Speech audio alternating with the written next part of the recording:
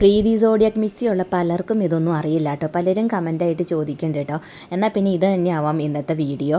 അപ്പോൾ ഇതിൻ്റെ ബ്ലേഡ് വെക്കണതിനെ പറ്റി പലരും ചോദിക്കുന്നുണ്ട് കേട്ടോ, എങ്ങനെയാണെന്നുള്ളത്. ആ ബ്ലേഡ് എടുക്കാനും അതിലേക്ക് വേറെ ബ്ലേഡ് വയ്ക്കാനും അത്ര ബുദ്ധിമുട്ടുള്ളൊരു പണിയൊന്നും അല്ല കേട്ടോ. പിന്നെ അതിൻ്റെ അറ്റത്തായിട്ടൊരു ചെറിയൊരു ബട്ടൺ പോലത്തെ ഒരു സംഭവം ഉണ്ട് കേട്ടോ. അപ്പോൾ അത് പ്രസ് ചെയ്ത് കഴിഞ്ഞിട്ടുണ്ടെങ്കിൽ അത് നമുക്ക് എടുത്തിട്ട് മറ്റേതെടുത്ത് വയ്ക്കാം. അത് വയ്ക്കണ രീതി ഞാൻ ഇതിൽ കാണിച്ചിട്ടുണ്ട്. അതിപ്പോൾ അതുപോലെ തന്നെ സെയിം അതുപോലെയാണ് ചെയ്താൽ മതി.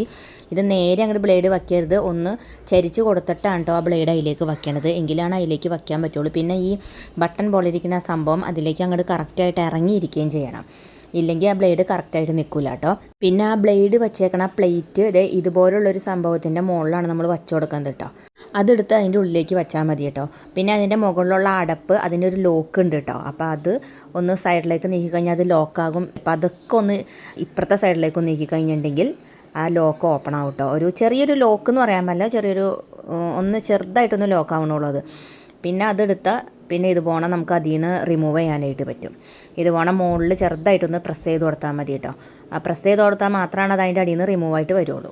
പിന്നെ അത് വലിച്ചൂരി എടുക്കാൻ നോക്കരുത്, അത് പോരൂല. അത് പ്രസ് ചെയ്താൽ മാത്രമേ അത് താഴത്തേക്ക് അത് ഇറങ്ങി പോരുള്ളൂ. ബ്ലേഡ് എടുക്കാനും അത് വയ്ക്കാനും ഇപ്പോൾ ഏകദേശം നിങ്ങൾക്ക് മനസ്സിലായിട്ടുണ്ടാവില്ലേ. ഇപ്പോൾ അത് അത്ര വലിയ ബുദ്ധിമുട്ടായിട്ട് നിങ്ങൾക്ക് തോന്നുന്നുണ്ടാവില്ല. നമ്മൾ 2 പ്രാവശ്യം ചെയ്യുമ്പോൾ നമുക്ക് മനസ്സിലാവും.